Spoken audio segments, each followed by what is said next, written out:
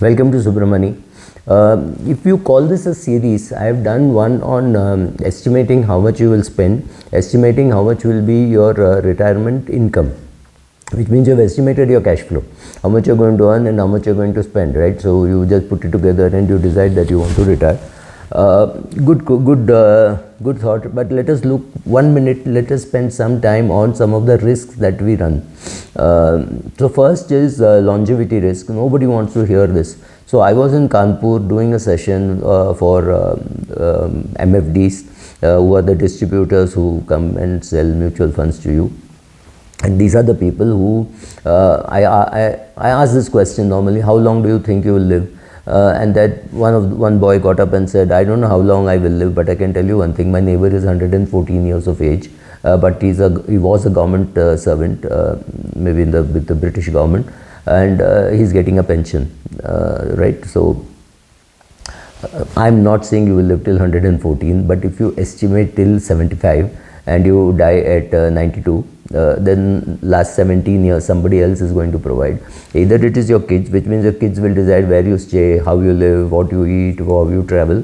I may be sounding very cruel, but if you have lived all your life independently with your own money, very difficult to live under somebody else's control.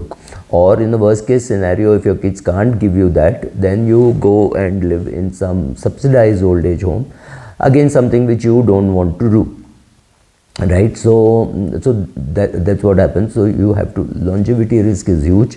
None of us have a clue how long we will live. I could drop dead while making this video, or I could live till the age of 100, right? So we have seen in our families many people who are now into their 90s and still traveling, right? 92-year-old just made a small trip to attend another 80-year-old's birthday. So these things will happen. So longevity risk is one thing which you have to be ready for. So you say, yeah, I estimate that average Indian lives till the age of 72, but an average middle class Indian could live till the age of 82, and in case of a contingency I could live till the age of 92. Is it possible that you live till 114? I have no clue, right? None of us have a clue of what can happen. So first of all, sit with your spouse, husband and wife, sit and talk about all the risks that you run. So first is longevity risk. Second is, from 2014 we have got used to very benign inflation. Inflation has not been high, but remember 2004 to 2014 inflation was in double digits for many parts. I remember Reliance paying 18% as interest, right? So which means inflation must have been 14-15%. They wouldn't pay 18% if inflation was 7. So be ready for inflation risk. None of us are, right now, we don't think of inflation risk being very high. We estimate, okay, 4, 5%, 6%, which is wrong. Inflation as applicable to you, which means you sit and estimate how much the inflation will be. You can do that only when you write down your expenses. So again, I'm assuming you're 55 years of age, you want to retire at 60. So over the next 5 years, calculate what is the rate at which there is inflation, because inflation could be very high as far as salaries are concerned.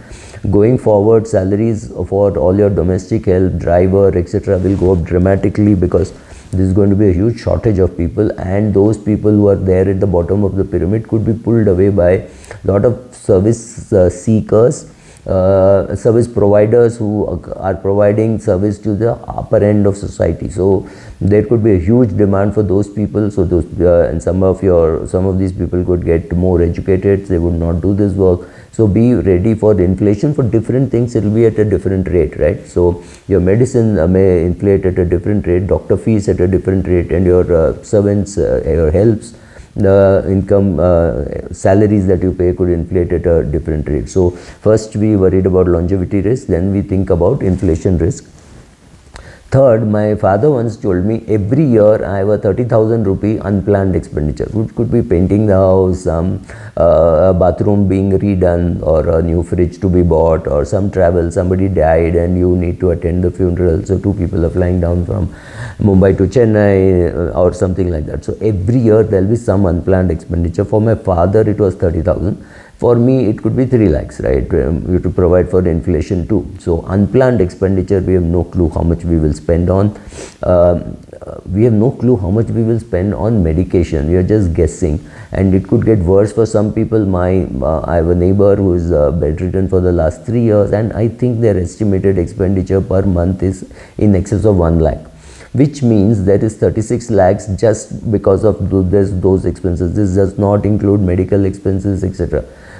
Somebody to look after, somebody to, in case of an emergency, take him to the hospital, etc. All this has to be done, and that's not going to be that's not going to be cheap. I mean, you're going to require help and all that. So medical expenses, which is obviously totally unplanned, and this will not be covered. In India, we don't have long-term care insurance. We only have medical insurance. So medical insurance will cover the hospital expenses. That way, it may cover some things, it may not cover some things, so we don't know. So creating a separate corpus or fund for contingency for in case of being bedridden. I have not seen people being bedridden for too long, but I had a neighbor in the previous place where I stayed, where that person was bedridden for almost 15 years. Bedridden means 80%, 90% bedridden, needed a lot of help, needed the servants, needed somebody to change the diapers, right? So expense like this you cannot estimate, and I think today if you're retiring, a 1 crore kept away for such medical expenses makes sense. Where will you keep it and all that, we'll do in a separate one, but yeah, you have to understand that this risk is there. Then sequence of return risk, right? So you you retired at 60, you had a nice corpus, you had 60% in equity, and the market crashed. So which means your ability to draw down from that at the age of 65 is something which is worrying you, or it happened at the age of 65 that the market crashed and you have too much money in equity, right? So some of those things can happen. Sequence risk, some fixed deposit you kept in one company, that company didn't survive, so bad debts there. So these kind of risks are there. It is not as though to say, oh, it has never happened to me, it happens only to my neighbor. That's true, it happens only to your neighbor, but what happens if your neighbor also thinks like that, right? So another thing that I am worried about, which many of my friends are not worried about, is the cognitive decline. How am I going to manage my money after my age of 70? When I say 70, I'm just saying a number which could be a cutoff. At 84, my mama is managing his money and managing it very well. I speak with him pretty often, so I know he's not damaging his money very badly. So he is able to take care, but it does not mean everybody can. My father gave up all the pretensions of money management long before. He could have done it much longer, but when he saw that I was doing it, he just gave it up, and I did it for him. So find out at what age, what will I do at 70 or 75? Will I put all my money into one index fund, one annuity, one bank deposit and say, I just want to relax? Or will I continue my equity portfolio saying my dividends are good enough, let me take care? Will I know which share to buy and which share to sell? Right, what about new technologies, etc.? Do I want to have an equity portfolio? Do I not want to handle it, right? So cognitive decline is something that you have to worry about, and you have to, when I say worry about, I just mean you have to plan and manage. So your spouse should learn, she has to understand how to handle the portfolio. So if your portfolio is very complicated, you've got REITs, you've got real estate, you've got a real estate office, you've got a real estate house from where you're collecting rent, you've got an art, you've got art collection, you've got a carpet collection. If you have a very complicated portfolio, then ask your spouse, is she going to manage it? And I don't think too many spouses, a portfolio does not look complicated if you and your spouse have created it together.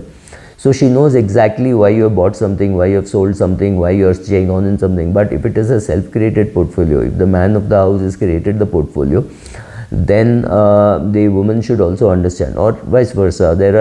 These days there are cases where the woman knows everything and the husband doesn't know, husband doesn't keep track, so that also happens. So both spouses should know this cognitive decline, how are you going to handle that? And then also we are assuming we are in a bull run, we are in 2025, a slight dent to the bull run, but everybody says, oh, be optimistic, in the long run the India story is intact, etc.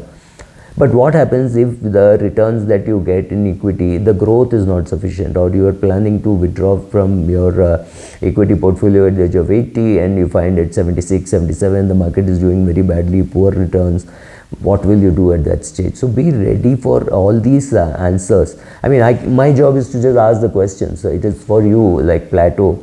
My job is to ask the questions. It is for you to think about the answers, arrive at it, sit with them, discuss. I hope I've kept it very simple. So discuss with your seniors, juniors. It's always nice if you're 55 to find a 65-year-old to talk to and a 45-year-old also to talk to.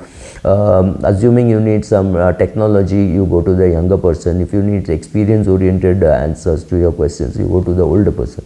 So finding a person who was retired 10 years earlier and somebody who is going to retire 10 years later, it's a good combination to create. Of course, I mean, I'm not even talking about other things you have to do for retirement, but I thought these risks have to be handled. So now we have estimated how much you're going to spend, we have estimated how much we are going to earn, we have seen what are the risks that have to be covered. Right, now put together a strategy and say, now when can I retire? That question can be answered much better. Thank you.